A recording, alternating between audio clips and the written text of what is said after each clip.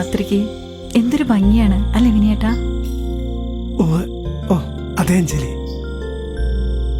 വർഷങ്ങളായി ഞാൻ സ്വപ്നം കണ്ട ആ ദിവസം നാളെയാണെന്ന് ആലോചിക്കുമ്പോൾ മനസ്സിനെന്തൊരു സന്തോഷാണെന്നറിയോ?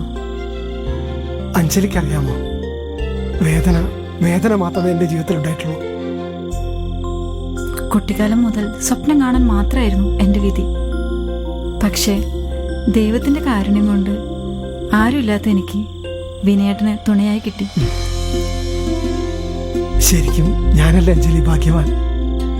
എൻ്റെ വൈകല്യങ്ങളും നിസ്സഹായതയും എല്ലാം അറിഞ്ഞുകൊണ്ട് നീ എന്നെ എത്രമാത്രം സ്നേഹിക്കുന്നു.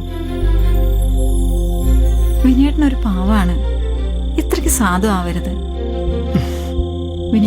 വിനയേട്ടനെ പോലെ ഒരാളെ കിട്ടാൻ എന്ത് യോഗ്യതയാണ് എനിക്കുള്ളത്? അതൊക്കെ വിട അഞ്ജലി. എന്തായാലും നാളെ നമ്മൾ ഒന്നാവാൻ പോവല്ലേ?